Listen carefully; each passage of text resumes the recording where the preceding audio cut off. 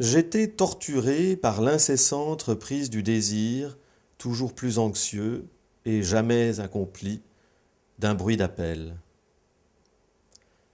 Arrivé au point culminant d'une ascension tourmentée dans les spirales de mon angoisse solitaire, du fond de Paris populeux et nocturne approchait soudain de moi, à côté de ma bibliothèque, j'entendis tout à coup, mécanique et sublime comme dans Tristan, l'écharpe agitée et le chalumeau du pâtre, le bruit de toupie de téléphone.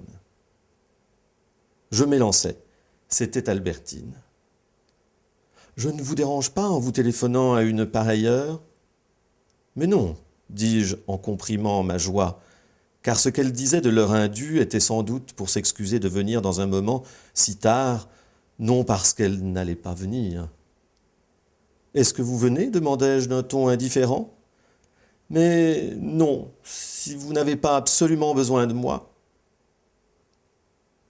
Une partie de moi à laquelle l'autre voulait se rejoindre était en Albertine. Il fallait qu'elle vînt, mais je ne le lui dis pas d'abord. Comme nous étions en communication, je me dis que je pourrais toujours l'obliger, à la dernière seconde, soit à venir chez moi, soit à me laisser courir chez elle. « Oui, je suis près de chez moi, dit-elle, et infiniment loin de chez vous. Je n'avais pas bien lu votre mot. Je viens de le retrouver et j'ai eu peur que vous ne m'attendiez. » Je sentais qu'elle mentait. Et c'était maintenant, dans ma fureur, plus encore par besoin de la déranger que de la voir, que je voulais l'obliger à venir. Mais je tenais d'abord à refuser ce que je tâcherais d'obtenir dans quelques instants. Mais où était-elle ? À ces paroles se mêlaient d'autres sons. La trompe d'un cycliste, la voix d'une femme qui chantait, une fanfare lointaine retentissait aussi distinctement que la voix chère, comme pour me montrer que c'était bien Albertine dans son milieu actuel qui était près de moi, en ce moment, comme une motte de terre avec laquelle on a emporté toutes les graminées qui l'entourent. Les mêmes bruits que j'entendais frappaient aussi mon oreille et mettaient une entrave à son attention. Détails de vérité, étrangers au sujet, inutiles en eux-mêmes, d'autant plus nécessaires à nous révéler l'évidence d'un miracle.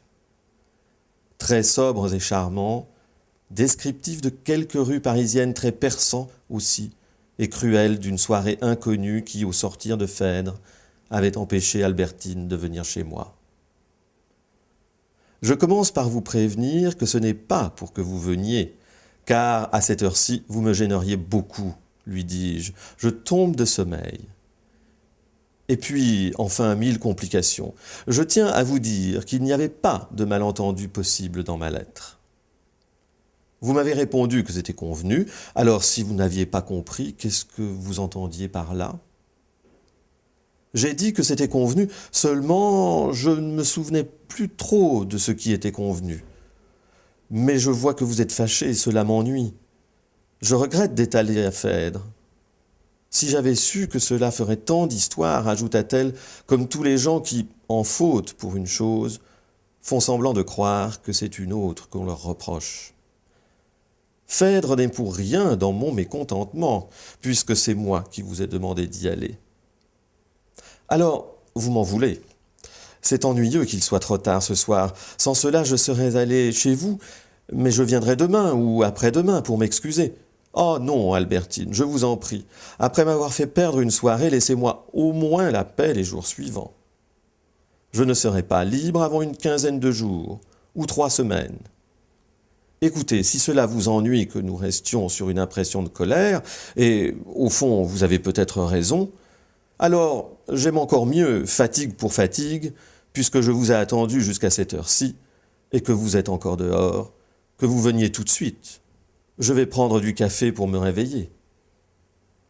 Ça ne serait pas possible de remettre cela à demain, parce que la difficulté...